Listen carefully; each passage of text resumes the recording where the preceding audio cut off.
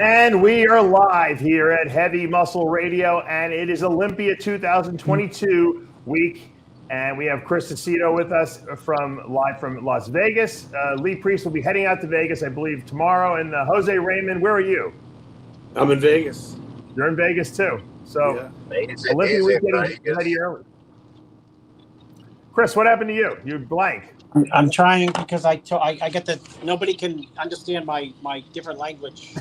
I'm coming back. Chris needs a universal translator because all his clients speak different languages. Okay, we're back. I'm not gonna interrupt the show to tell people I'm busy. Now, Chris, they should just know that we're live because everyone watches Heavy Muscle Radio every night live. When it goes Sunday night. What's going on, Jose? What are you doing out there so early? I had a few clients that were doing the amateur. Oh, so okay. I had booked the Airbnb early, so I'm going to be here for 10 days. Yeah, don't you think that the amateur version of the big shows now have become like a real big thing? I mean, it's almost like prestigious to say I'm doing the Olympia, the amateur. Yeah.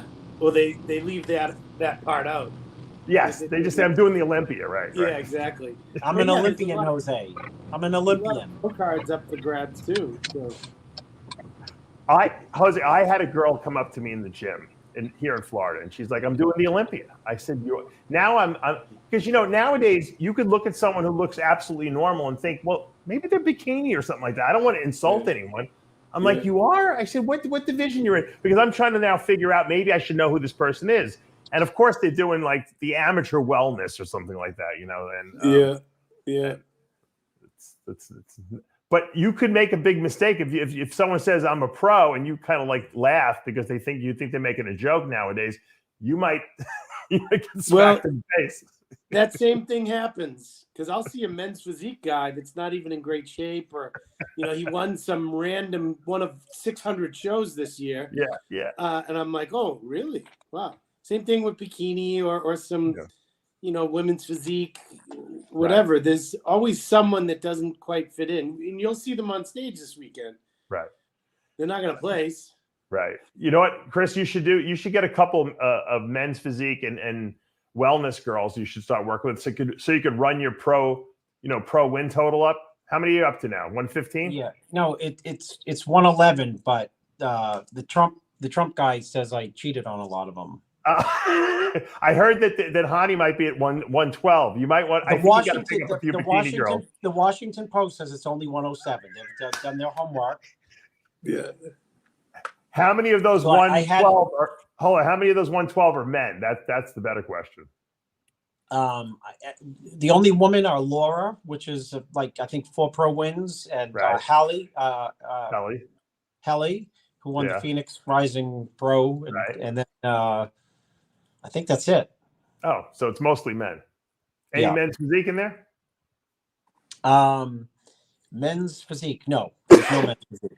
Okay, so you're legitimately about 108, 107 in men's bodybuilding classic, which I consider 212 classic and open. Yeah. Okay. Pretty good. Jose, what do you think of the lineup this year? Is Ramy going to be the guy that's going to walk in there and take this title, or do you think we might see one hell of a competition? Well, on paper, he's the man to beat. He's, and if he's as good as Dennis James and Chad are saying, then he should win. I mean, but doesn't everyone always say he's the best he's ever been? I mean, everyone says that about their guy, right? I mean, right? Yeah, well, I kind of believe it because, last year with the whole debacle he had, not being able to train until July, and he's training this year, trained this year the entire time supposedly, and no, I believe it. I believe he's at his best, and he's going to be very hard to beat, no question. He's just too big. He's too big to deny the fact that he's that good, Right. But there are certainly some guys that if for some reason he is not, there's a host of guys that can beat him. Sure. It's Chris, we've taken as a foregone conclusion the fact that because Ramy's Mr. Olympia, because he's working with Chad, who has a pretty, good track record of getting guys in shape, that it's a foregone conclusion that Ramy's going to be the best on stage. And you know what? It's a fool's bet on our part to assume that, because it doesn't have 99 times, well, I shouldn't say 50% of the time, that's never the case, right? Something happened. He fell down a flight of steps, or he got, sick, or he got food poisoning. We've seen it happen a million times with different competitors over the years. I mean, what do you think? You're a prophet now. You're not just a technician, you're a prophet. Where do you predict that Ramy will be at his best, or are we going to have some kind of a story when he's going to be off a little bit? I think he'll be at his best, and we'll have a story. Because I listen, Ronnie was never supposed to be able to be beaten. And in 2001, you can't tell me that Jay didn't beat him. Actually, that was one of the instances I was thinking of when you talk about. I'm not done. If you want the history of it, I want the whole history, of course. And everyone who was anyone said that Ronnie will never lose. And I told Jay, you'll beat him. And I told him, that before the prejudge in 2001, and he did beat him in the prejudge in 2001. So the point is, just because you're the best bodybuilder in the world doesn't mean you can continue to win. And then comes Phil. And Phil was never supposed to lose. And, I had judges in 2015, not even the year Roden did win, but come up to me and tell me, I have, Sean Roden in first place after prejudging. And, we're talking to Jose or Eduardo, who's in the show. Flex was never supposed to be beaten. In that case, he never was, but ask Flex, in retrospect, could have you lost XYZ show to either Jose or Eduardo Correa? And he'll tell you yes. So the point is, anyone can be beaten, and you don't have to look outside. I mean, a bodybuilding, but you can look at Mike Tyson was never supposed to lose a fight. He lost a fight. Every single superstar loses. In Portugal, the Portugal team with the most talented team on the planet just lost to the Moroccans yesterday in the World Cup. Yep. And if you had taken a bet on it, the bettor's line would have been, or the house would have said that Portugal's going to destroy the Moroccan team. That's why they have the World Cup, and that's why they have the prejudging, because nothing's a done deal. Yeah. So, looking at this footage. Again, sorry. No, you finished. No, I was going to say, looking at this video of Ramy, I don't think I've ever seen his face so sucked out before. Usually he's got that big round face. Yeah, not only does he have the sucked face, but he looks bigger than ever, for sure. His shoulders and arms, which I think his arms, they're a weakness only because his width. You know what I mean? Like when he hits a front double, it's like weird. You know what I mean? Like, to be that wide and have matching arms is hard. So I think the weakness is, even though if you put a tape measure around him, they're probably the biggest arms in the sport. You could say that his arms are weak, but here when he's doing those pull downs, they look crazy. Yeah. Well, his shoulders are huge. Everything's so big that I don't think his arms would have to be 30 inches probably to look, in proportion to the rest of him. You know what's so funny, Dave, too, and I'll say this is that when Jay was doing that Olympia, or Jose was doing Olympias, and Roden was doing Olympias, and I said, you're going to win, or you're going to be hard to beat, Jose. You're going to be really hard to beat. They believed it. They trained like they were going to win. Mm-hmm. And I'm sure Ramy's training to win, of course. But I legitimately believe, like, in his head, and it's important, Brandon is training and coming into the show to win. So is Bonac coming in training and coming into the show to win. And, Nick Walker and the others, but which is different than, I don't believe when Jay was chasing Ronnie that other people actually trained to win. I don't believe those years that other people trained to win, because they were so far apart, Jay and Ronnie, than the crew, that they were like, I just want to get a good placing in the top 5. Well, didn't Wheeler always say that he always, he was after that first year he lost, he never really trained hard because he said, I knew Ronnie was a foregone conclusion, so I never really went all out in my diet, which sounds like a real cop-out to me, but it might be true, What do you think, Jose? Well, I think it was the newer, more naive guys that had the best shot, like when Gustavo Bedell came out of nowhere and placed third. That was because he had no idea. He was fairly new at the time. Yeah. And he still believed he could beat everyone. Yeah. And that's what it takes, is that like youthful exuberance of not knowing better. Yep. In order to just train and do everything it takes. Because if you have it already set in the back of your mind that you're not winning, there's no way that you're going to be able to do it. And that's what happens through the years when you have someone have a long reign like Phil and Ronnie and Flex Lewis. It becomes you become demotivated. Like, I gave it everything I had, and I still couldn't beat him. Like, why am I going to waste a year killing myself again? I'm going to have a little fun this time, and then you don't even come close. But this exuberance that you're talking about in young guys, I think that's what our guy Nick Walker has, right? I mean, he believes he can win. 100%. And that's why it wouldn't surprise me if he's right in there. He honestly believes he's going to win. Every interview he does, he says it with conviction. 100%. He's ready to win. Right. I'd love to see it. Absolutely. Yeah. You know what's interesting about Nick Walker? He has obviously supreme belief in himself, which is obviously very important if you're going to be a bodybuilder, that you believe in your abilities. And he's not really afraid of competing against him. He has gone against the best of the best. He's always done the best shows. And that says a lot about his character. He kind of has that like Jay mindset, Chris, where he's like, even though other people there are people who don't even have him in the top 6 in their predictions. Milos didn't have him in the top 6.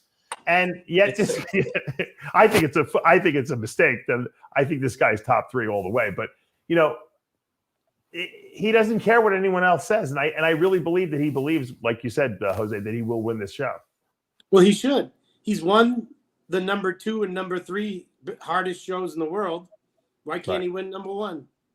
Right, Chris. What's your opinion? It's his how I know his confidence. I mean, his confidence is real, and people have fraudulent confidence, and people have genuine confidence. And it's so funny that we're bringing him up as being the confident guy, because I've never posted on his Instagram, and I don't know if he tagged me or something, and it had something to do with confidence, and I posted on his Instagram. Screw your confidence, Walker. It was just me. And everyone says, "Oh, you jealous bastard," to Chris. But he got it. He got it. You know what I mean? Yeah. Because you have to. Yeah, you have to believe that you can win the show. You have to. And if you don't, I remember at the press conferences the year Sean won, he predicted he was going to win, and he said, very explicitly, he said to the audience, if you don't think, if you trained and you did all this to not win, why even show up on stage? He was talking about the other guys, who potentially can win. He wasn't talking to the guys, of course, who are, everyone knows they're not going to be in the top 10, but he was talking about guys who, could, if they showed up their best, maybe win. Another guy who has supreme confidence in himself, and I believe truly thinks he's going to win the show as well, is William Bonac. And it seems like he's really, really improved. I don't know what happened last year to him. Remember, his legs were all down. I know he had an injury. And I thought he looked good enough to win the Arnold this past year. And it seems like he's gotten even better since then. Can he, shock the crap out of people?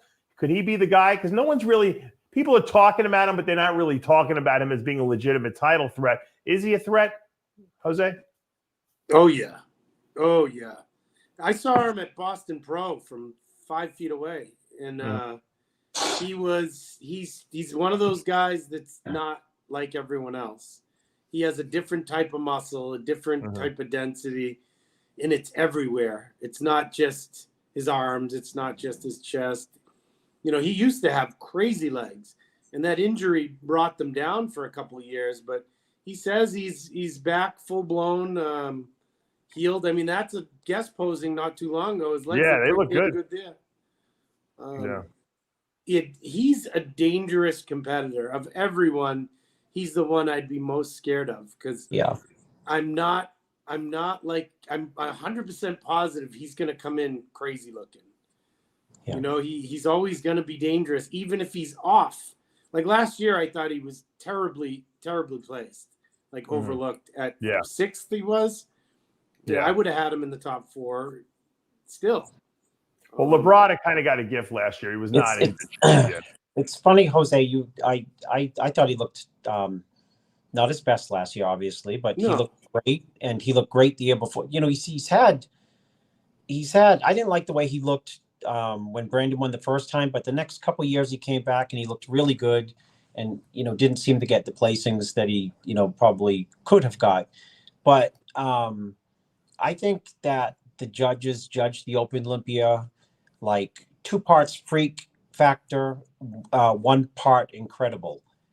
So like he's got the freak factor going on. Ramy has a freak factor going on. So it's like if you're a judge, you almost like you weigh that twice as important as incredible. Incredible could be something else. It could be like incredible condition, or incredible flow, or incredible flow and condition.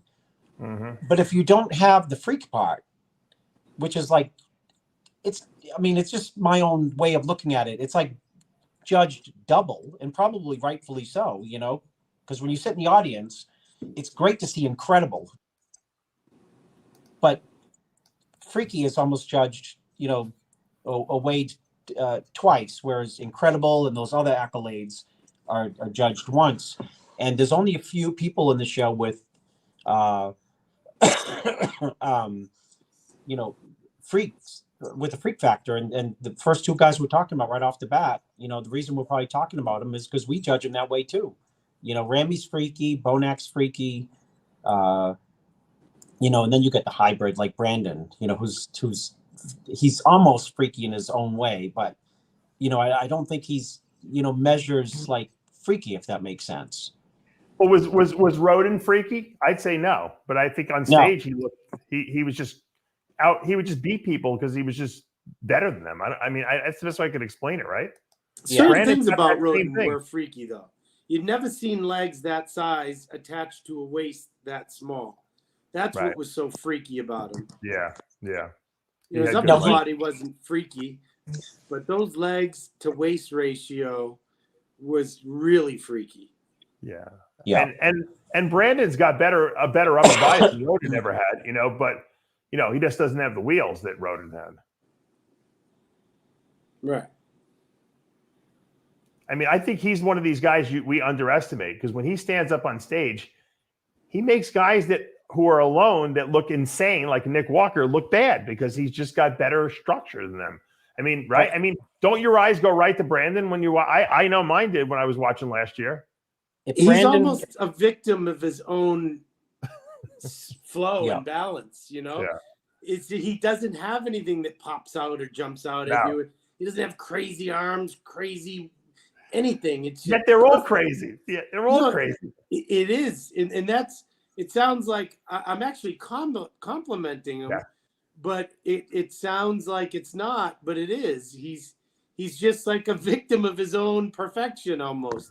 He's perfectly structured, and the flow and balance and symmetry almost needs a freak. He doesn't have, Dave, he's not freaky, but he's got so many strengths and lack of weaknesses together and put together right that you have to be freaky with incredible condition to get by him. In other words, the two, if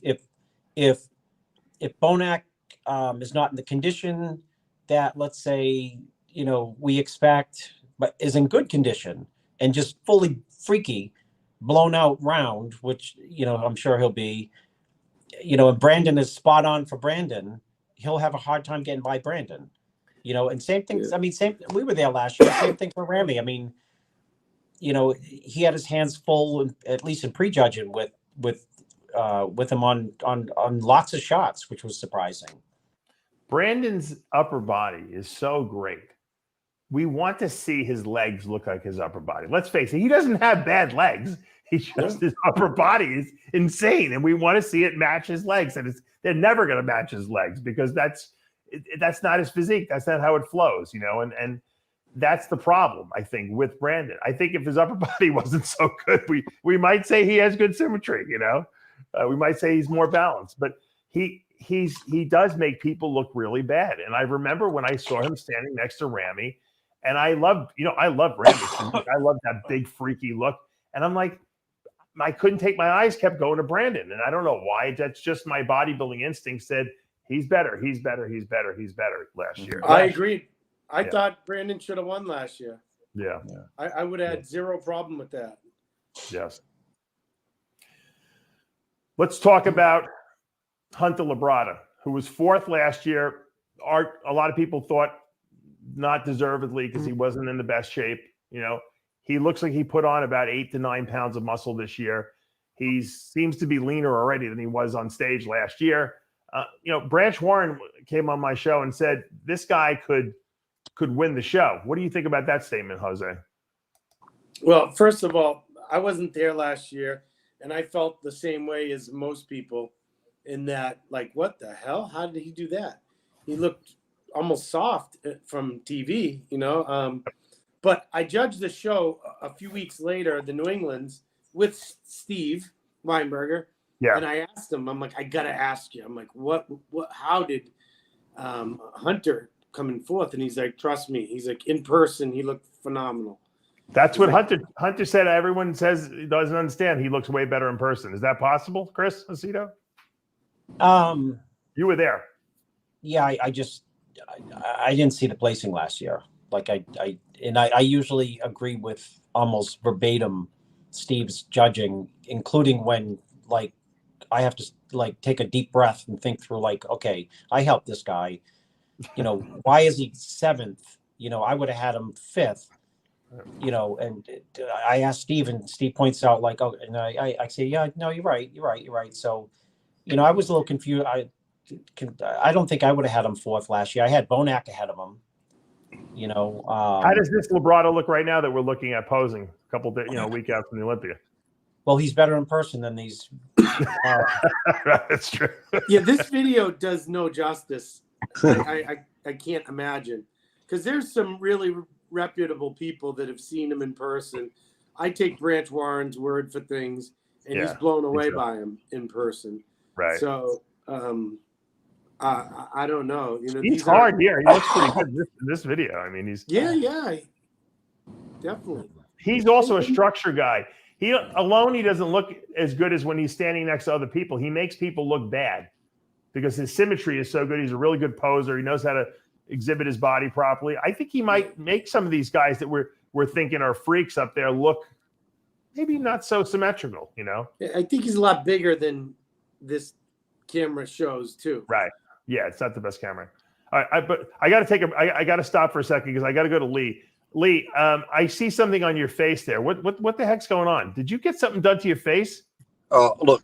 Well, if you followed the circles like Jose and all us are in, you would know that. I've been watching it, Lee. Yes. Hey, Jose was watching. I'm dabbing he got his tattoo erased, and now you got another one. I'm dabbing up the blood. Look at this. Jose's showing it. Look, there it is. See, I don't follow you. I don't follow your little circle there of friends. Oh, well, fuck you then. I'm going to unsubscribe from the YouTube channel. What made you put that back? I know you said you're going to do. We already talked about this. Well, I always said I was going to get another one eventually, and I just thought it was time. My mum and wife were always devastated that I removed it, and I just figured it's been quite a few years I haven't had it. I need the trolls. They need something new to talk about. Lee's mother was devastated that he had it removed. that he had it removed. Most mothers would be thrilled that you had it removed, but not yours. Yours. I say just be yourself, people. If it's not hurting anyone else, well, that's right. Be you. Lee, you'll be out in Vegas watching the show firsthand. Talk to me. I was just thinking what you were talking about then with, I'm sure they are going to look great, but some of the pictures I've seen of Nick and Hunter, maybe it's just because last year we got bombarded with so many and we've seen them so often that the latest pictures of Nick and Hunter, they look fantastic, but I'm just not as impressed as I was last year with them. So unless some of the newer guys to me are looking good, like that Rafa and then even Ian and some of these other guys. So, I think there could be some shocks still about to happen at the Olympia. I don't think, people are thinking these ones are going to be top 5, top 6, but I think there's a few guys there who, if they get it right, they can push those 2 out. So. What about an Andrew Jack? Let's discuss him, Jose. Mm-hmm. He could. I saw him today. He did? Yeah, I asked his girlfriend if I could go in with him posing afterwards. Right. And then she, I'm like, I won't film anything. I just want to see it. And she asked him, and he was like, no, I'm not posing for anyone. Oh, he's covered up, literally. He's got a hoodie on, like he's got this a much tie going on. shows. That's it. Jose, isn't it kind of embarrassing, like that? You're like an Arnold Classic champion. You're like probably one of the most decorated IFBB pros and amateurs that we have, and you ask some guy who's first time at the Olympia, let me see what you look like, and he's like, that's all right, Nat. Sorry, buddy. Like Jose's the guy who sweeps up at the gym or something like that. Was asked. No, when Jose, when you go back on Fuad's podcast, take him out of your top 10. Fuck him. Well, I had him in 10th. I put him in 12th now. Chris, look at him in his sweatshirt. How do you think he's going to place? He's just a complete wild card because we don't know. Yeah. I'll say this. He structurally and genetically is the best physique in the whole lineup. Just the way he flows, the width, the balance, like it's crazy. He's like a hybrid of Flex Wheeler and Cedric. But I just don't see him having. That's not him, Dave. They don't all look alike. Sorry. Yep. Sorry. Yeah, Dave. He's. I just don't see him having the glutes and hamstrings of the other top 10 guys. And in order to get that, what's he going to look like? And I just don't see if every other top 10 guy has dug out hamstrings and glutes, and he doesn't, he's going to be the odd man out. So and I just think too this year it's going to be interesting to see which way the judges go, because you got the freaks of the Nick Walkers, the heavily muscled, the Ramys and that, but then you have the guys like Andrew Jack and Hunter and who else you got there. You got to use my Rafa. formula, Lee. You missed it.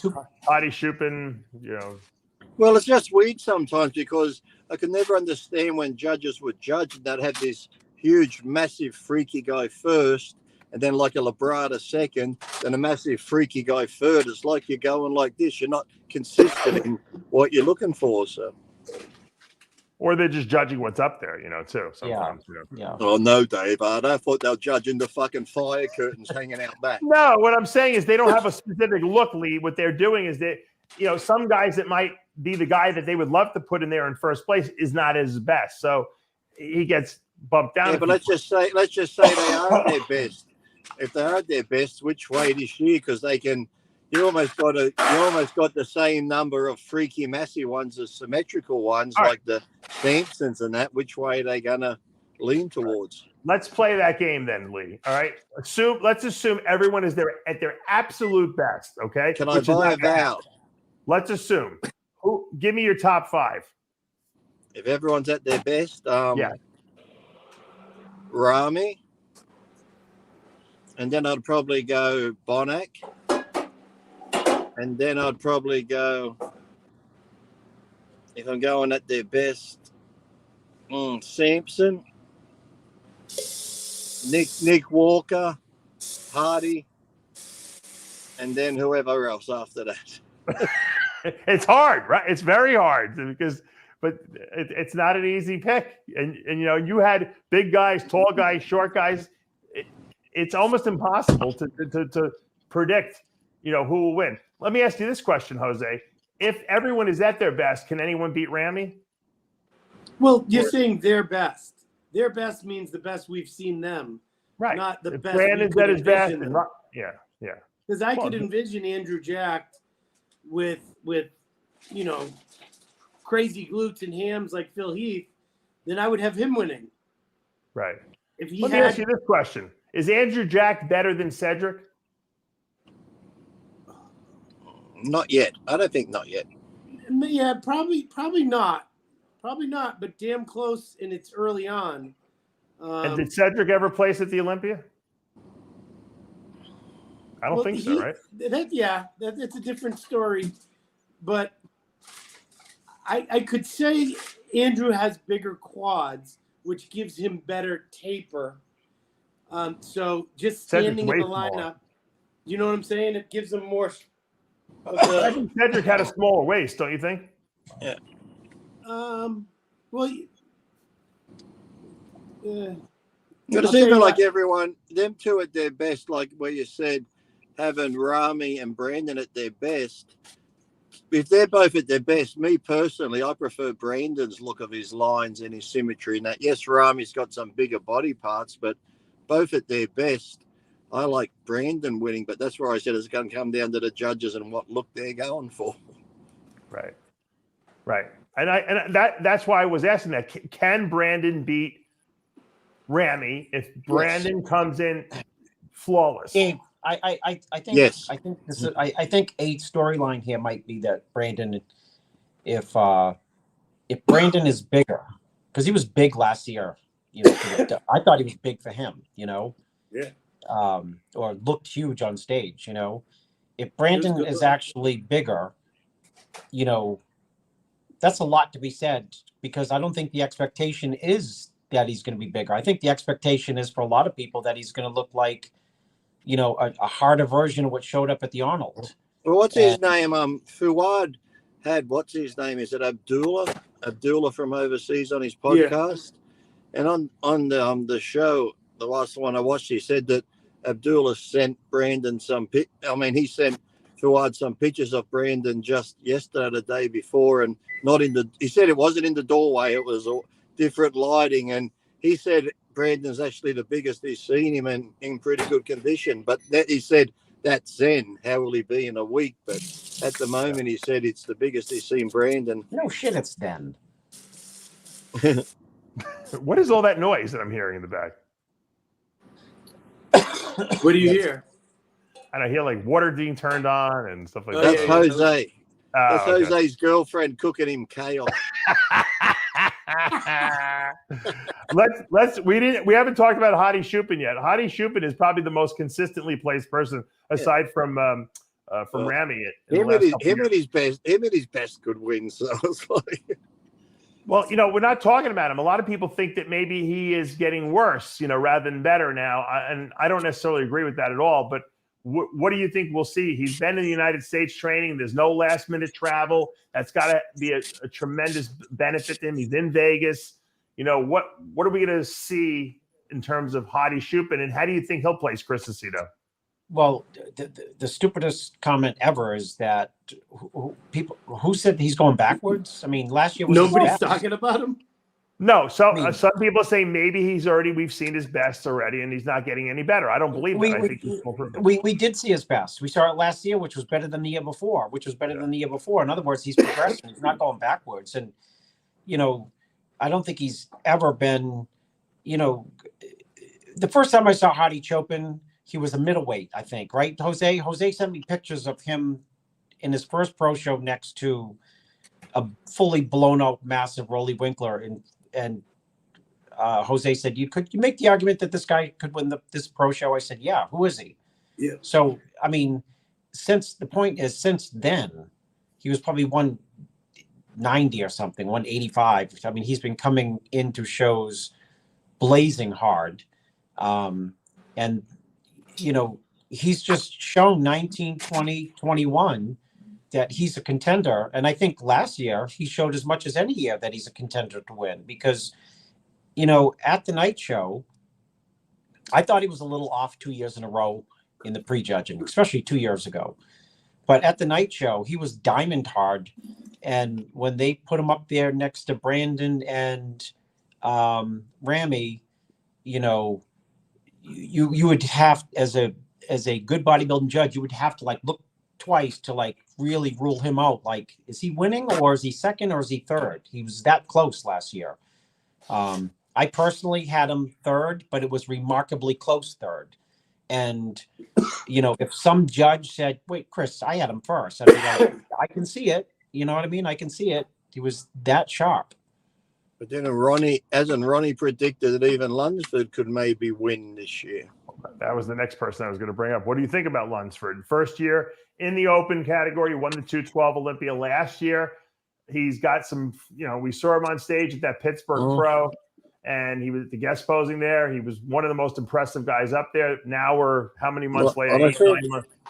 Well, I think just due to that and then getting the invite, I think we're going to see him at his best because, you know, just from the talk, people saying he shouldn't have got the invite. So you're going to turn up looking your best to hopefully do the best you can once you get that invite so they can say, see, the invite was worth it. It wasn't wasted. So, look, even if he wasn't invited, he would have easily qualified if he would have had to do a pro show. We all know that. So that's not even an issue at this point.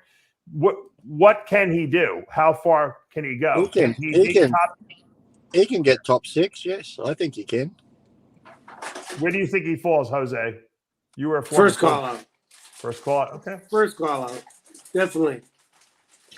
Chris Aceto, is he able to crack the top 3 his first time? Do you think he's that good, or are we just looking at a top 6 guy possibly? Dave, my gut says he's a better version of Hadi, and they're both 212 guys who graduated up to the open. You know, I'll tell you what, his back double bicep the thickness starts at the trunks. Yep. The defending champions starts at the rhomboids. True. He's got might have a better back than Ramy. Yeah.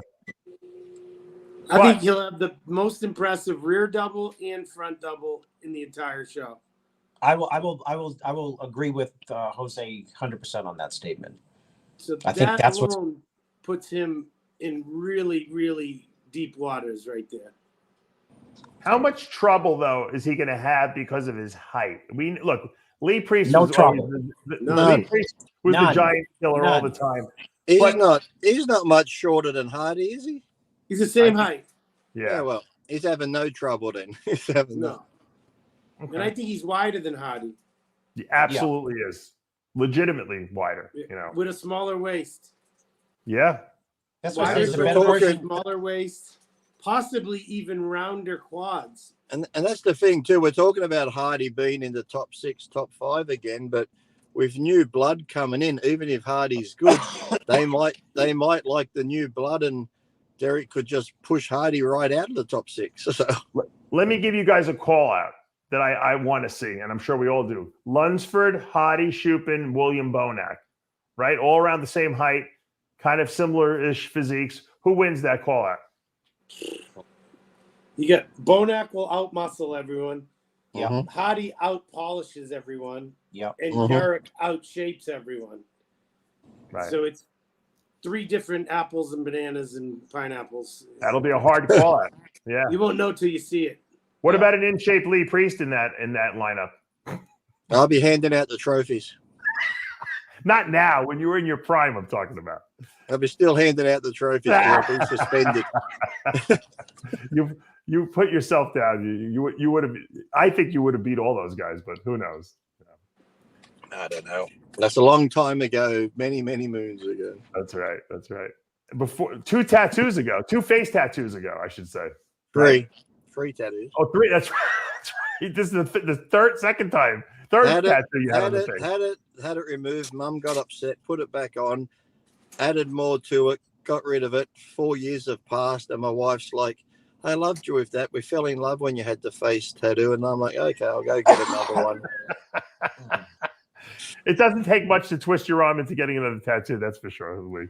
Oh yeah, it's not like I said, it just gives the trolls something new to talk about. They can walk around the expo and go, "There's that fuckwit Lee Priest got his face tattooed again." Let's talk about Ian Valliere for a minute, because I've always been a fan of his physique. You know, I think he's probably one of the more underrated guys in the top 10 of the Olympia. Can this be his year, guys? Jose? Yeah. His year to do what? To make the top 6 and maybe make a statement. I mean, the guy's one of the biggest guys up there. Yes. What's holding him back? He had a few deficiencies. You know, his arms and his chest don't match his shoulder width or didn't, I should say. And he had some issues with his presentation, but I think he's filled in a lot of gaps. He's a big guy. He's a big structure.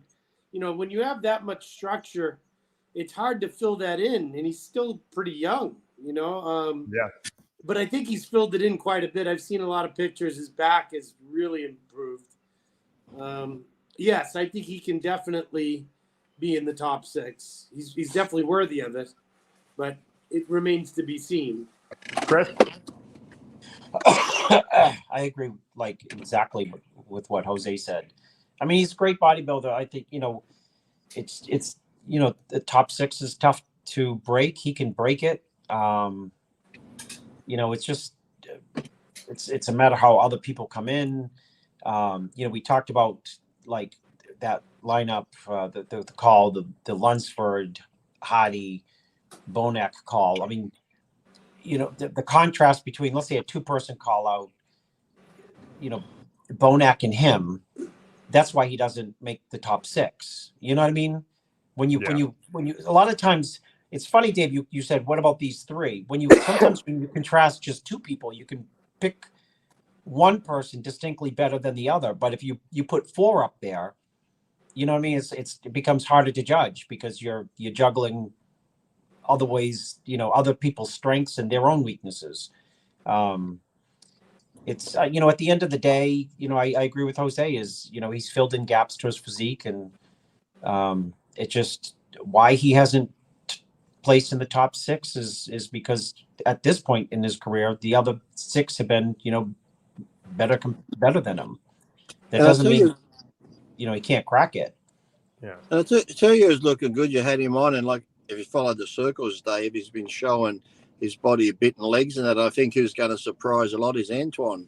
I think he's looking fantastic also with the mass and conditioning that he's carrying right now. So 100%. He's conditioning wise and structure wise, he's awesome. But before I get to him, let's talk about Samson Dauda for a minute, because this guy is like, you know, he's structurally probably the best guy. I think he makes Andrew Jack look like he doesn't even have a good structure in this guy. I don't know if he's going to be able to bring the level of muscle maturity in and detail in his physique that's going to enable him to be in that top 6. But what do you guys think about him, Jose? I think he's massive. I think, as you said, beautiful structure. He's got everything.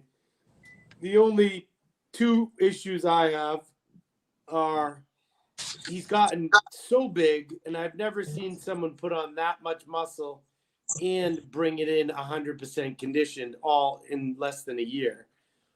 So, you know, he's significantly, but that was running.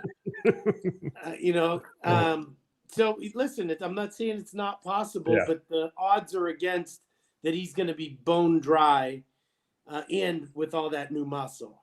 The second issue I have is he's got really high lats. That's the only thing. If you look at that photo, crazy quads, crazy midsection, crazy arms, packed shoulders. Where he's lacking is from behind. That rear double is going to struggle against the top 6 guys. You know, he can win a lot of shots, but the lats make a big difference on a physique like that. Chris, is he a little narrow for his height? Possibly. Is that why maybe his back is not quite as wide? I know it No. sounds weird because his delts are huge, massive, but he almost looks like for his height, he could be a little wider, you know? No, I never saw him as narrow. No, I mean, don't think I know he's what narrow. you mean. Not narrow. You need a, it's. He's not Jay wide. He's not Ramy wide, is what I'm saying, you know? Yeah, well, you don't. Neither was Wheeler. You know what I mean? He's got. He lends himself to that type of physique. Yeah. The tie-ins and the taper and all that. So, I think he's plenty wide enough. Mm-hmm. Lee Priest, how does Samson Dauda do?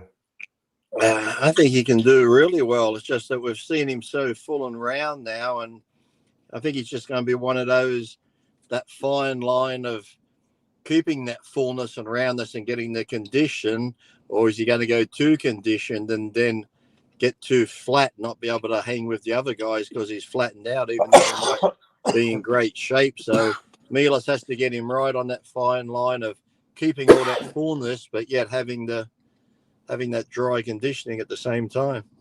Yeah. And with someone with his shape, like Flex, if he can do that, the illusion on stage is going to look so much more overwhelming. True. What about Michael Krizo? First Olympia, wasn't even a pro until. It's just sick. It's sick, the lineup, right? Yeah, it's one after the other. We have a lot of killers in this lineup. I mean, how does Krizo do? I mean, the guy's got more muscle than anyone else. Is he another Marcus Rule, which the audience will love him, but we won't see him place in that top 6? Yeah, I don't think he'll be top 6. He might be lucky enough if his conditioning and that, and he's freaky enough looking, he might crack top 10. But I see him around 10th or 12th. Probably for and his why first is that? step. Is that because his structurally he's not as good as I guys? think structurally, because like you said, freak-wise and muscle mass is there, but I just think there's too many other good guys that have, beautiful symmetry and shape and size that when he stands beside them, his flaws are going to be more noticeable. Right. Jose? Well, if he's anything like he was in Prague, yes, he'll be 12th. And he's a big guy, tall. So those legs, and especially from behind, aren't going to appear nearly as impressive as some of the other guys. He needs to have, even though those legs from the front are pretty big, from behind they're not going to look as impressive. That's where I'm mostly concerned with him, is the rear poses. And you can't give up like every rear pose to 10 to 12 guys and still place in the top 6. I'm just running to pee. I'll be back in a second. All right, thank you. You're welcome. You mentioned Antoine Vaillant earlier. This guy has got amazing structure and shape. He's a great poser. He's made a lot of improvements. His conditioning, he almost beat Ian Valliere at that show in Canada. What are we going to expect to see from him, and can he break the top 6, or is he a top 10 guy? Antoine is like the people's champ. Everybody loves that guy, and he's going to put on a show. I think this is going to be the best we've ever seen of him, and it's going to be exciting to see. That said, he's another one of those guys with so much real estate to cover. He's going to give up a little bit in the upper body, front to back thickness. His condition is outstanding. But this is the Olympia. He's going against crazy guys. So for him to break into the top 10 would be outstanding, unbelievable. But I don't, I love the guy too. I hate doing this, but I don't see him breaking the top 10 just yet. That means he'd probably have to move past someone like Andrew Jack or Samson or Ian or let's throw another name. Let's throw Blessing in there. How does Blessing Awodibu do in this lineup?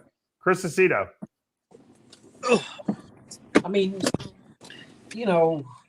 it's just crazy because he's the type of physique who could just nail it and you know, he's got height, he's got structure. I think, you know, he's one of these guys who on stage would, you know, at his best would look, you know, would come away from prejudge and say, you know, Blessing beat so and so, you know, meaning he's going to play. He could potentially do really well. I wouldn't count him out, you know. I wouldn't count him out. He's got the structure. Do you see him growing into the next Kai Green in terms of like super freak, where he's going to put a ridiculous amount of mass on, or are we going to see just, you know, a modified version of what he is now? Do you see him becoming a superstar, Chris? You know, that's up to him. I mean, I don't know what that even means. You mean, do you think is he going to gain 30 pounds of muscle from here? Right. Yes. He's going to put 20 pounds of muscle on and start winning the Arnold Classic and stuff like that. We'll find out after the show, you know. I mean, it's, you know, it's hard to just make a comparison to a Kai Green, you know. He is a superstar. He has like 10 million followers. Yeah. He's got the greatest personality. Lee, what do you think about Blessing? Do you think we're going to see him grow into a superstar in our sport? No, he already is, but I think we will. Sometimes when I look at him, he looks like a bit more symmetrical with that thickness. He could be a bit more symmetrical Nimrod King type person. So. Interesting. No, that's good comparison, Lee. Very good comparison.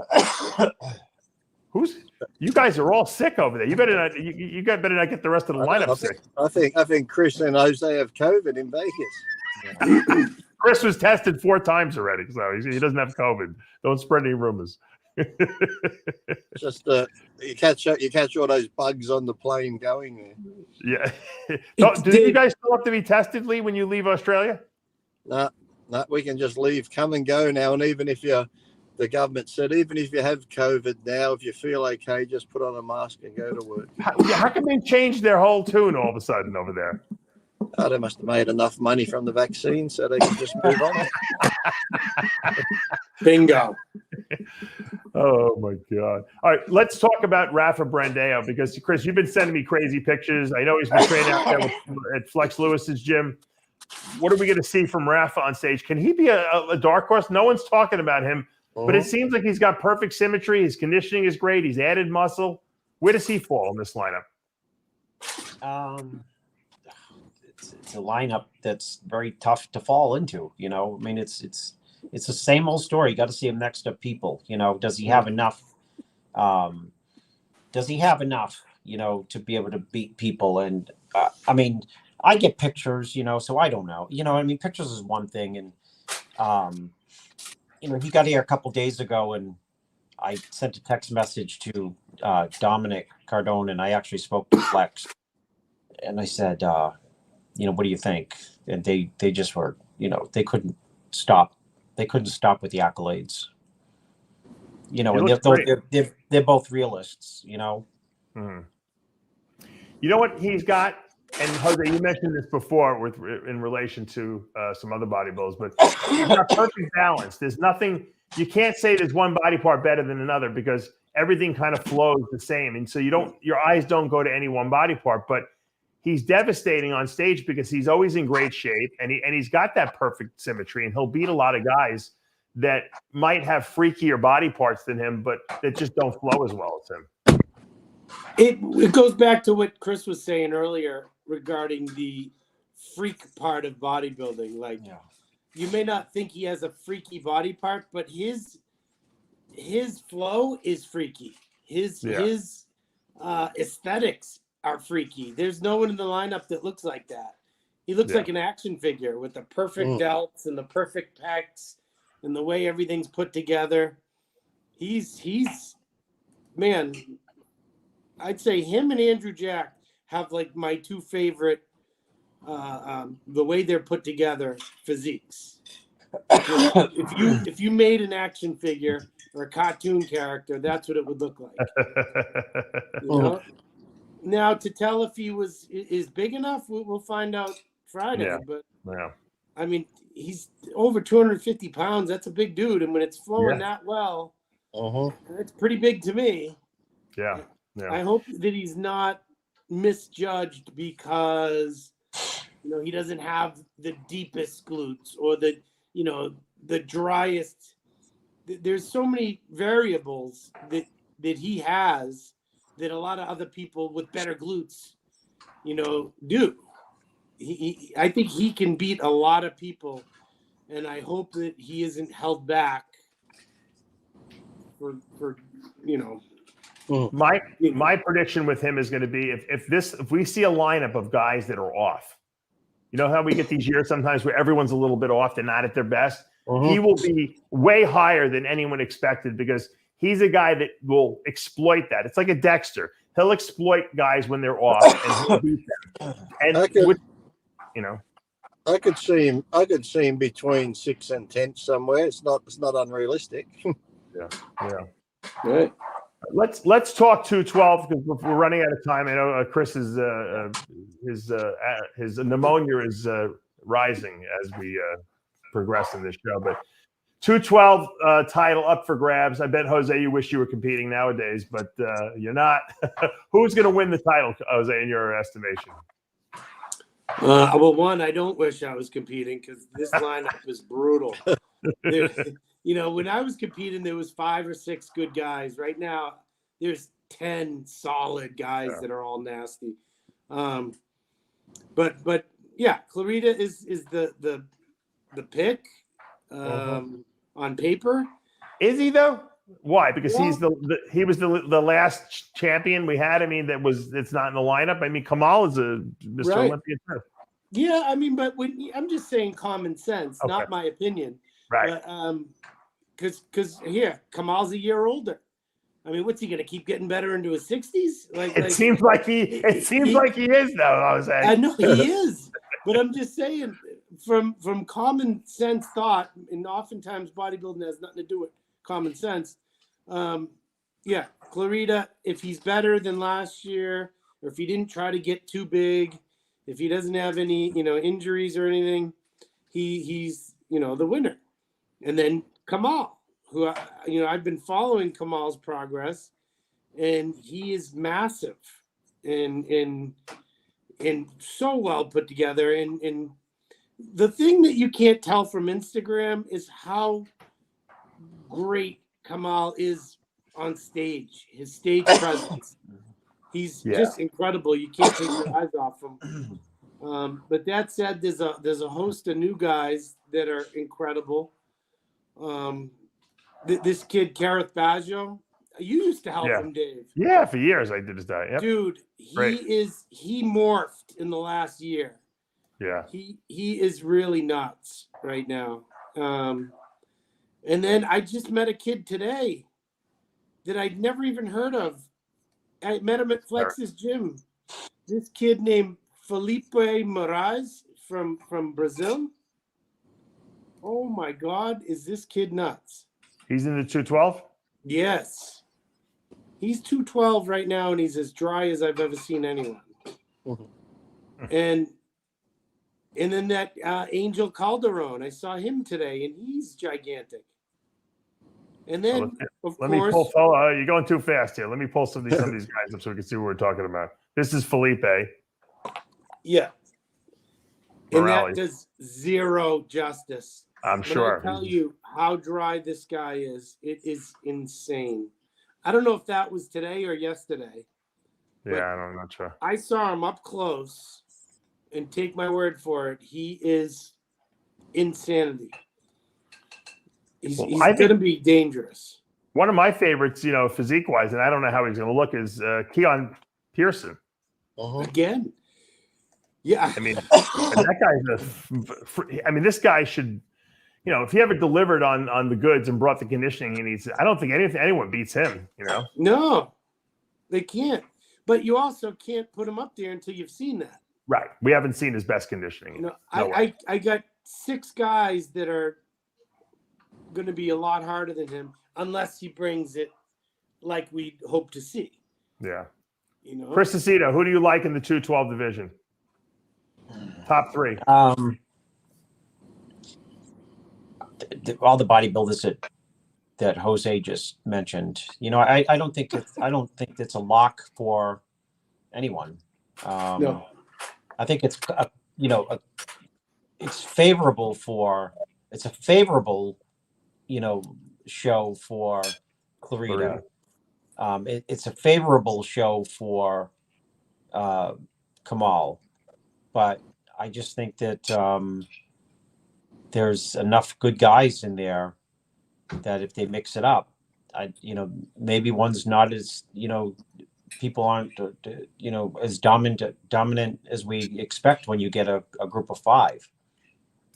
I think, Jose, you made a very good point. I think there's a lot of really good guys out there who actually have the ability to win this title. But consistency-wise, it seems like Clarita and Kamal are the guys that always show up in insane shape. Every single show they do. I've never seen either one of them off. That level of consistency is very hard to beat.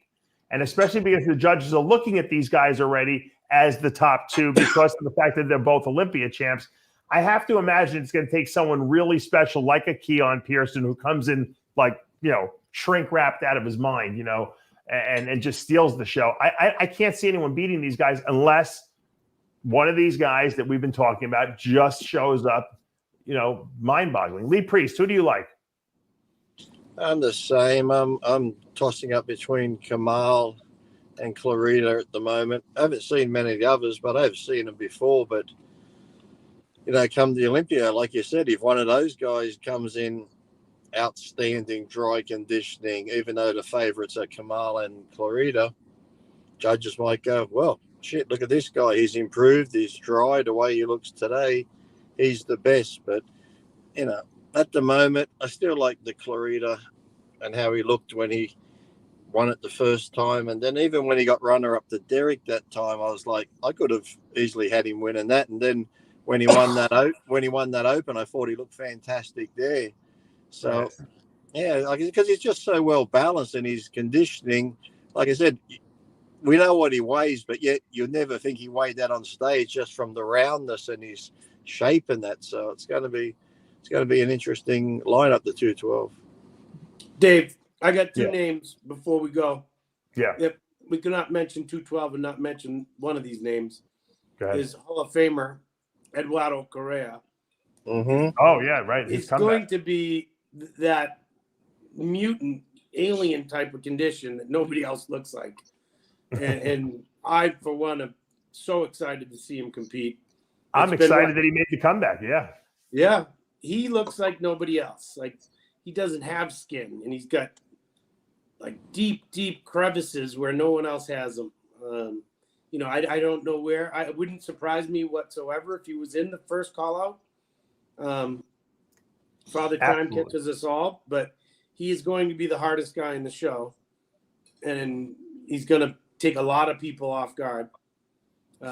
Another name is this guy that won the Indy Pro this year.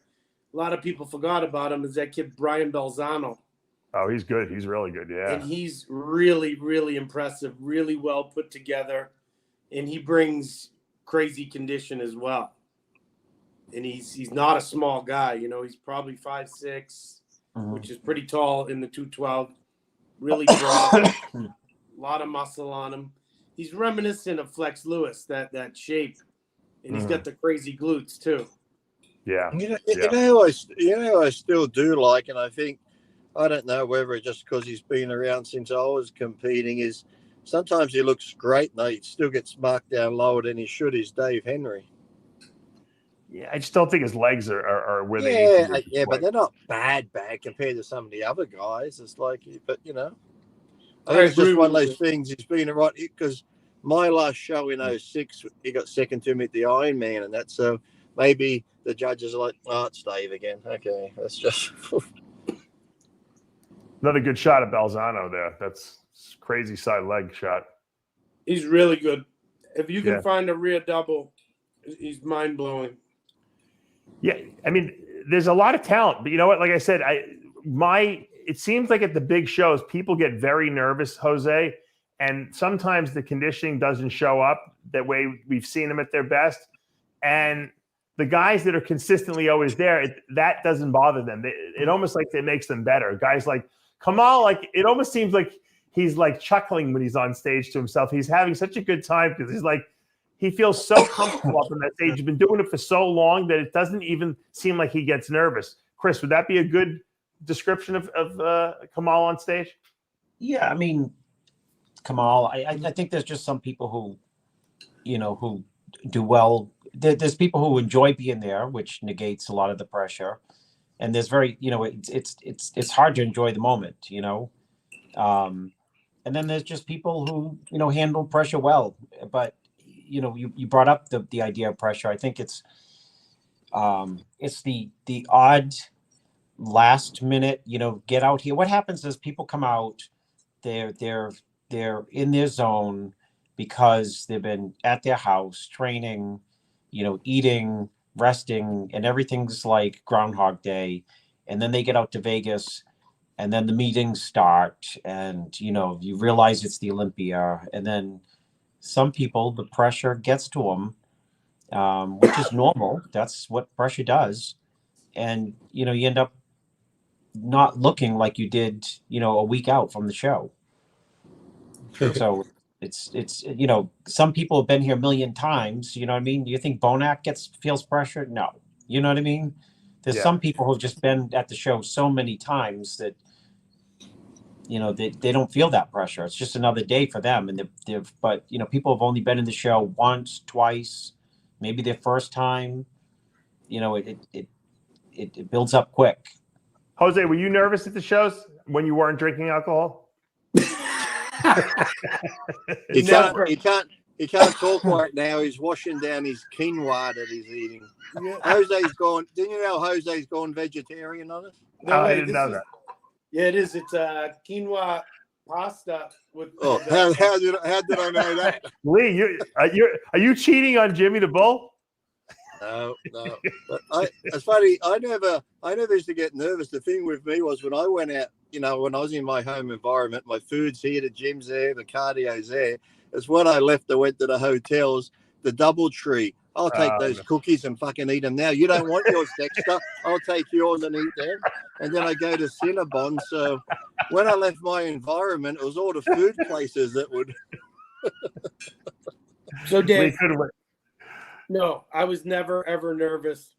And when I was competing, especially as a pro, I had probably done more shows than anyone I was competing against. Oh, easily, Jose. I was even as a rookie pro, I was a veteran. I was 34 years old as my first year. I had done 1 million shows. I always felt as though I was prepared. Mm-hmm. And it was an opportunity. Everything was an opportunity and so much fun for me. I couldn't wait. And I would always get that question, you nervous? I'm like, hell no, I can't wait to get this done. Right. It was a great opportunity to show my hard work and he just wasn't nervous. He just wasn't nervous because Lee Priest wasn't 212 back then, Dave. That's true. I wish he was. You had to deal with Flex Lewis. So I've always said, like when Jose and I talk, I said it would have been great back in the day to be like me on stage, Jose, Flex Lewis, and that type of lineup. That would have been fun. Oh, yeah, but Lee, you competed against Ronnie and Dorian and those guys. I mean, come on, you can't. That no one can take that away from you. You were the real giant killer. I mean, but it was fun too. But it would have been fun to have like a 212 and be in this sort of area. I don't know if I would have liked it. You would have been a 12-year champion. No. He would be screaming until Flex come along. Yeah. He would be screaming. He would be suspended so many times because he'd be carrying on if they didn't let him compete in the Open and the 212. He'd be like, this is bullshit. You would have been going nuts, and they would have had to suspend you. They'd be like, what? I'll be like, what do you mean I can't do it? Well, fuck it, I'm not doing any of it. Fuck. Right. You'd boycott the show probably. All right, before we go, we're gonna wrap up. Chris Bumstead, Classic Physique. Can anyone beat this guy this year? Until we see him on stage, there's a few guys coming up that are looking really good. And again, we're hearing Chris is looking good. Is he going to look this? To me, it's like if Chris comes in, look like he did last year, that's impressive. But if some of those other guys have improved, and the judges see that improvement, do they go, hey, well, Chris maybe come and do his end here. I don't know how many times he wants to compete, and they might see potential in someone who could carry on for the next couple of years. So He's not even 30 years old yet. He's still in his prime. it This doesn't guy. matter. Haney retired at 32, didn't he, or something? Yeah, but he's not even 30. He's not even 30 is what I'm saying. Yeah, He's but young. still, it's like, how many does he want to keep doing it? You know, he can make money now for the rest of his time, not putting his body through the Olympia preparations and that. So he's got Hard to 11 put million me on top. followers. He's got more followers Yeah. than some movie stars. So It's I true. think, and I'm calling bullshit on 5 million of them. They were brought somehow. What do you think, Jose? Will Bumstead be beaten? Man, whoever beats him is fighting an uphill battle. He's fighting against the legend, the reputation, the number one moneymaker in the entire fitness industry, Yeah. the face of the industry right now. Mhm. He's a newly and more exaggerated Jay Cutler. You know, Yeah. so you're not just going up against the physique. You're going up against the machine of Chris True. Bumstead. So, yeah, is there some that I think could probably? Yeah, there's a Brazilian dinosaur that is very dangerous. Look at that. You pulled them up before I even said it. And I that read your picture mind. right there looks nothing like the new version of him. Chris Aceto, I what do you predict think? if Chris wins, I predict he'll retire after this one. Now we Well, won't. although Jose Raymond has probably, if I wrote them down, Jose, you probably have the top 7 bodybuilding quotes in history. He does. Chris, you have the number one quote, don't you? I did say to Jose, I said, Jose, when you die, can we like embalm your eyeballs and He did. and can we put them in the bodybuilding Hall of Fame? He said without missing because Jose's got a great eye. Yeah. Without missing a beat, Jose said, you can either put them in the Hall of Fame or you can lend them to some of the shitty judges. Oh, good thing you're not competing, Jose. You'd be suspended for remarks like that. He didn't mean he meant shitty judges out there in the realm of bodybuilding, like what when he's we've seen some bad decisions. Yeah. Ramon Dino, Chris, you work with him obviously, so you have a vested interest in him. But can he beat Bumstead this year? You think he's ready? Does he have the tools? I think the tools are there. I think we'll have to see. Jose astutely says, besides the great eyeballs, he's got the great Capricorn brain, where he, mentions that, Chris's calling cards are not only his physique, but, he's like the most popular guy in the sport by 10 million. Yeah. So, it's hard. They used to say, you got to knock the champion out, which is a stupid thing they say, right? It came from boxing, and then bodybuilders suckered it and started, using that thing. You got to knock him out. But here you're knocking out, a physique, but also, a stable component, a strong representative of the sport. Let's say it, moneymaker for the sport. Yeah, moneymaker for the sport, moneymaker for himself, moneymaker for the sport. There's, if when it comes down to let's just talk about the physiques. When it comes down to the two physiques, you can rationalize, his strengths and say that those are enough to win anyway, if that makes sense. What does Ramon Dino have better than Bumstead, Jose? Or let's go to Lee. Lee, what does Ramon Dino have better than Bumstead? Arms? I don't know. Full waist? Yeah, but I think I like Ramon's. Even though Chris brought his arms up, I think Ramon's arms look better. But it's like this. It's almost like, I wouldn't say apples and apples, but they're sort of both so close on strengths and weaknesses. I wouldn't say one has a huge glaring something over the other. It's just going to be best conditioned. And again, who the judges, as Jose with the bad eyes, want. Dave. Yeah. Chris has the best structure in the sport. That's what it is. He's 6'2". He's got the crazy wide shoulders, the perfect rib cage, great quads. But that's really where it ends as far as comparing Ramon. Ramon is more muscular. He has more muscle. He has more dense muscle, more really like hard muscle, especially from behind. And they're the same height, correct? Are they the same height? He's a couple inches shorter. He's probably 6 foot, and Chris is 6'2", something like that. And but from behind, Ramon has thick muscle from his hips all the way up to his neck, and it's a different type of muscle. It's almost like that Eduardo type of muscle. It's like a baby Eduardo, and he has better arms, as Lee said. And even though Chris has improved, it's not. It's more the shape of the arm. Ramon's are full all the way through. Chris has that short bicep. But, I would not one bit be surprised if Chris wins with straight ones again. I'm just saying the changes that I've seen in Ramon and how impressive he is, I could be jumping the gun because Ramon was 5th last year. Was he 4th or 5th? And you still have Urs and Terrence. Right. But let's talk Terrence. What do you like? Is he a victim of his height? I mean, because the guy seems like he has a flawless physique. There's nothing that he can't gain an ounce, the guy, because he will never be able to make the weight. I mean, is he tapped out as far as what he can do to improve? No, I don't think so. I think he can still get sharper. More maturity. I'm not sure how old he is, but I know he's not old. He's pretty sharp to me, but he can pack on a bit more muscle and go. He can pack on some more muscle and go 212. He might have to. That's what I'm thinking, because I don't think he can grow into this class anymore. I think he's at the top of the. Didn't your interview with Abdullah say a lot of the champions are going to change this year? Yeah, I don't know. We'll see.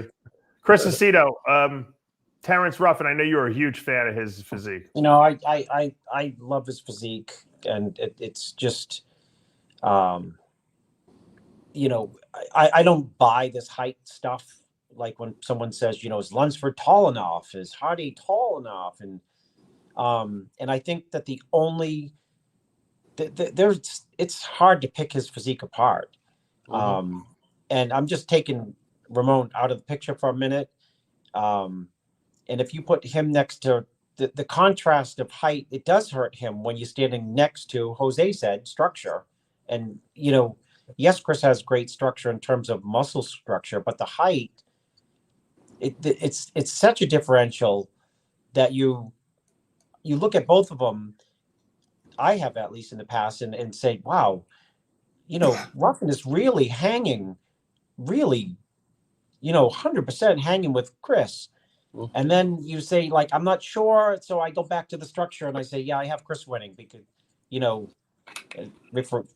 you go. There's the answer. And I think he's really good to it when he's on stage, the way he holds himself, and he really shows his lines off really well. So even though Chris is taller, what he does with his physique, I remember last year, my eyes kept going away from Chris and going to Ruffin because just the way he stood and that his symmetry and lines look so brilliant. Agreed. Yeah, I don't think you can deny that. What about Urs Kalasinski? I just interviewed him last week. He seems like he's in a good place mentally. Marcus Rule actually called him up like right before I did the interview with him, and he said to him, listen, he says, if you decide and you move up to the open class, he goes, I will fly to the Olympia with you and be right in your corner the whole weekend. That's Marcus Rule thinks he's capable, and he's only 24 years old, of possibly being an open competitor at some point in the future. But the guy who's got a lot of muscle, brings tremendous conditioning. Is he just not big enough yet, Jose, in your mind, or will we see Urs challenge for the title? I still think he needs to put on a little more size, and I do believe he's, I think, like 7 pounds under the weight cap last year. He's getting closer to it, but he still needs more size. He's another one. He's probably 5'10". In fact, I know he's 5'10" because he came to the Boston Pro, and I thought he was 6 feet. Everyone's like, "Oh, he's tall like Chris," and then he was standing next to Jay, and he was only like a hair taller than Jay.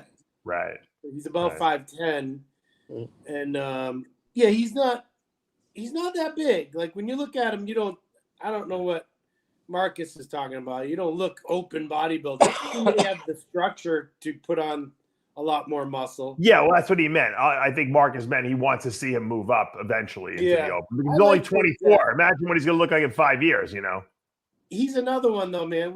We need him right where he's at to be at his best because he's an entertainer. He is a really smart kid. He glows when he's on stage. He puts together unbelievable posing routines. Everybody loves him. Yeah, I agree. He's a star for sure. Best hair in the sport, Jose, since Jay. He does. There you go. He's got a Chris Aceto hair, I think. Don't you think? He's got the best teeth too. Yeah, he's got it all. It's youth, Chris. It's youth. It's 24 years old. Nothing's broken yet on him. I'm sending you softballs, Dave. Yeah. The four of us here are so broken down. Lee's got rods in his neck. Jose's got fake hips. I got fake shoulders and everything else. You get the 50 again and put tattoos on your face. It's all fun. Right. Chris Aceto's a cancer survivor. He's hacking his brains out of there. We're falling apart. But Urs is 24. Disease just bounces off of him at this point. He's got that invulnerability thing going on. I think he's a solid top 3 guy here. I'm predicting for Urs. Well, all of them. I think this year, all classes, going by predictions, what everyone's saying, each class is going to need at least 4 to 5 first place trophies. It's going to be brutal. It's going to be a very long prejudging. I can guarantee you that. I hope the judges actually do give a lot of good, even though there's the 30 odd in the open. I still hope the judges really, Weinberger really works them and gives a lot of good comparisons. So.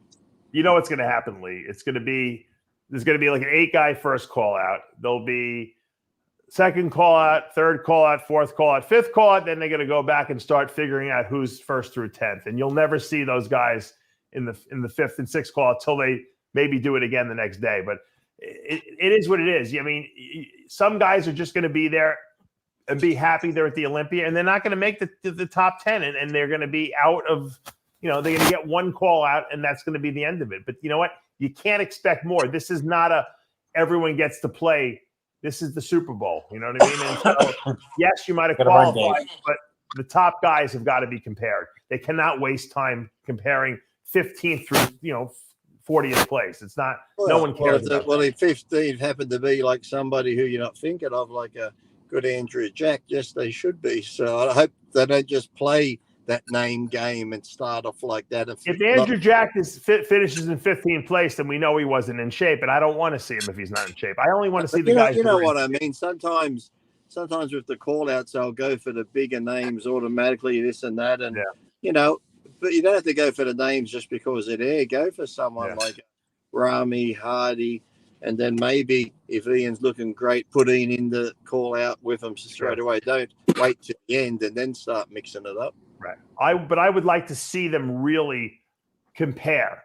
I want to see. I don't want to see Bonac on one side and Hadi Choopan on the other side, and have them never stand next to each other. Yeah. Well, I think if you're in the top 6 or even top 10, the top 10 should have been compared to everybody, because I've seen top 6s where the guy that comes 6 never got compared to 1, 2, or 3. Right.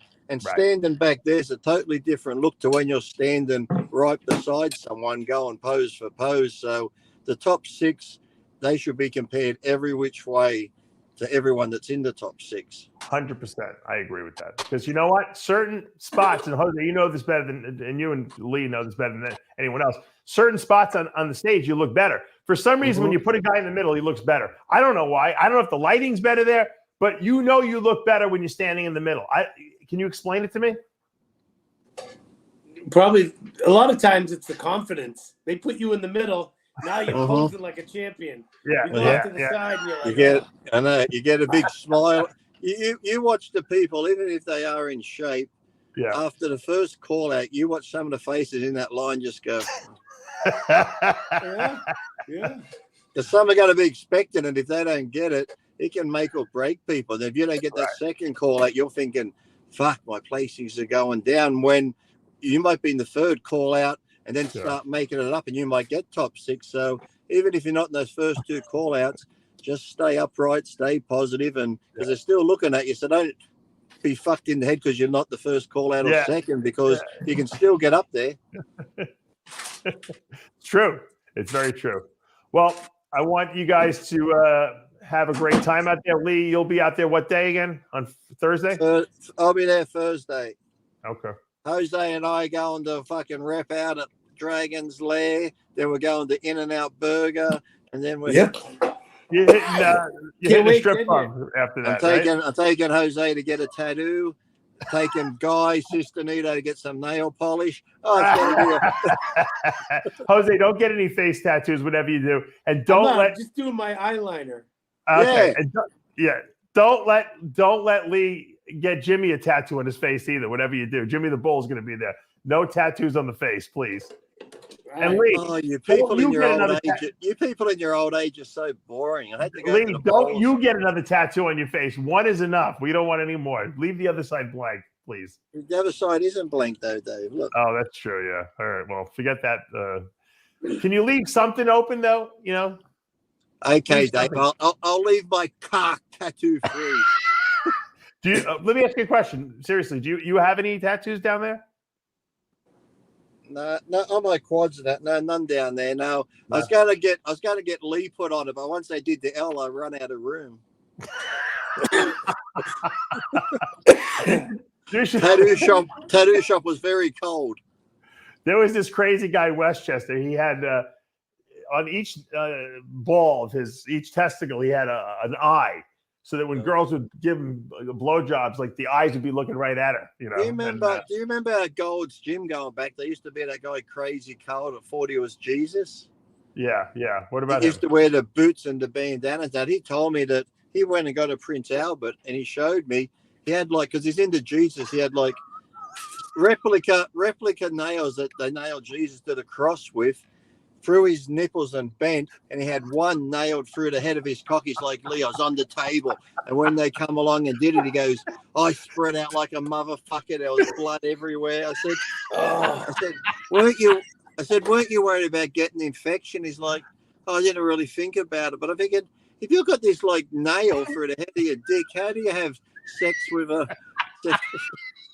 with anything? Yeah. Oh. You know the person is pretty every time you masturbate, you'd have to go get a tetanus shot. Lee, the person's pretty messed up when they shock you, to the point where you're disgusted by what they did, I didn't say I was disgusted. I was just more disgusted. I was more disgusted in myself, thinking, wait a minute, that could. You're like, how can I do that? How can I pull that one off? Yeah, exactly. They do have good piercing shops in Vegas.